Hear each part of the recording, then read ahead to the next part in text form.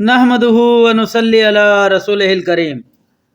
अम्मा बाद फ़अऊज़ु बिल्लाहि मिनश शैतानिर रजीम। बिस्मिल्लाहिर रहमानिर रहीम।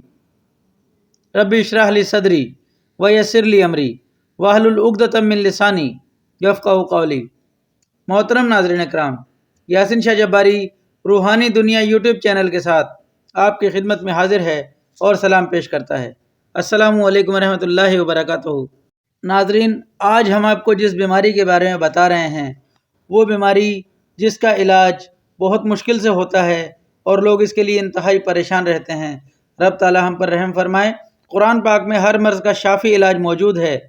आप इसको करने वाले बने। कुरान पाक एक मजमुआ है। आप इस मुक़द्दस किताब को अपने तमाम जायज़ कामों और तमाम बीमारियों के लिए इस्तेमाल कर सकते हैं। अल्लाह ताला हमें कुरान पाक की समझ अता फ़रमाए, आमीन।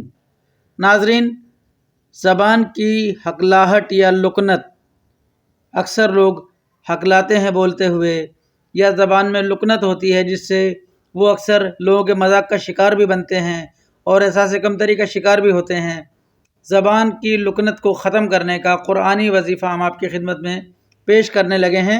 इंशाअल्लाह ये बेशक कुरान पाक की आयत है, बेख़ता अमल है। आप इसे इंतहाई यकीन कामिल के साथ कीजिए, इंशाअल्लाह आपको बेहद फ़ायदा होगा।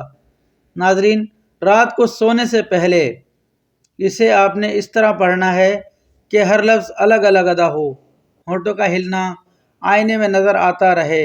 एक आईने के सामने आप खड़े हो जाएंगे और आईने में अपने आप को गौर से देखेंगे। अपने होंठों पर आपकी नज़र होनी चाहिए। आपने एक एक लफ्ज़ को अलग अलग पढ़ना है। आपने पढ़ना है वहलुल उक़दतम मिन लिसानी। ये आपने ठहर ठहर कर पढ़ना है, यानी कि हर लफ्ज़ को अलग अलग पढ़ना है। वहलुल उक़दतम मिन लिसानी, इस तरीके से आपने इसको 90 बार गिनती करके, अव्वल आखिर 11-11 बार दुरूद शरीफ, और कोई सा भी दुरूद शरीफ आप पढ़ सकते हैं। दरमियान में 90 बार आपने इस अमल को पढ़ना है। आईने में देखते हुए आप अपने होंठों पर नज़र रखेंगे और होंठों को हिलते हुए महसूस करेंगे। आहिस्ता आहिस्ता इंशाअल्लाह आप इसको पढ़ेंगे। ये अमल 90 दिन का, यानी कि 3 माह का है। अगर बामरे मजबूरी चंद रोज़ न पढ़ सकें किसी ख़ास शरई वजह से, तो नागा के इन दिनों को शुमार करके बाद में पूरा कर लें। इंशाअल्लाह आप इस अमल को करेंगे, रब ताला आपको शिफाए कुल्ली अता फ़रमाएगा।